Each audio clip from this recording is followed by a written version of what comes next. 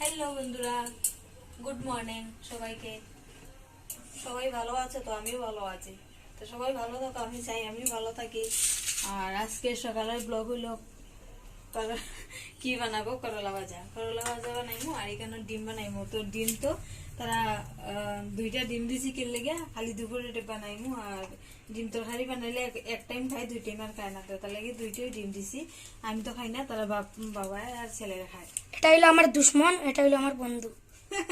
করলা ভাজা খায় না। করলা ভাজা কি জাত ভালো, করলা ভাজা যেটা খায় না। তো আজকে সকালে আমরা সকালে খানিয়ে সবজি করি, এবার দুপুরে লাগি বানাইয়া। তো মেয়েটা ঘুমা ঘুমা থাকতে থাকতে দুপুরে খানি বানাই দিল। ইয়া,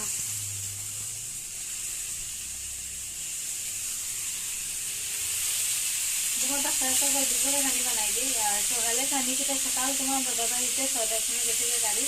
তো রাত্রে যে আসলো সবজি এটা দিয়ে খাই দিচ্ছে। সকালে রাত্রে মাংস বানাচ্ছিলাম আর সেটা আসলো ওই সবটা সবজি দিয়ে একটু সবজি বানাইছিলাম। এটা আসলো তোমার দাদায় আর ঘুম থেকে ছেলে খাইয়ে যাচ্ছে, মাংস আসলো হালকা রুটি দিয়ে খাইয়েছে। তো আমি কি দিয়ে খাইবো? আমি একটু সবজি আসলো নিরামিষ সবজি এটি দিয়ে খাইছি, আমি তো মাংস খাই না। তো কই দুপুরবেলা তোমার দাদাই তো আয় তো তো লাগবে, তাহলে তো কই রান্না করলে আজকে সকালে এখানে এটি দিয়ে হইবে। করলা ভাজা কে কে ভালো পাও কমেন্টে জানাইও। কিন্তু আমার তো ফেভারিট করলা ভাজা, কিন্তু ডিম খাইতাম না। আমি আমি খালি ভাজি দিয়ে খাইবো করলা ভাজা, আর একটু ঘি দিয়া এটি দিয়ে খাইবো। করলা ভাজা আমার ফেভারিট, কিন্তু ছেলের একদম ভালো লাগে না। চলো গাইজ, আজকে একটা খুশির দিন। আমার তো বহুত ফুর্তি হচ্ছে। আমরা রিং লাইটটা আজকে আইবো এক্সচেঞ্জ করতে।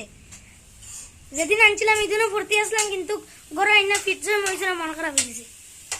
আজকে আবার আইবো, আজকে নানি হ্যাঁ, আজকে রিং লাইট আইবা আর মুখ খুশি। আর কালকে থেকে স্কুল স্টার্ট, সকাল থেকে স্কুলে যাইবো গিয়া।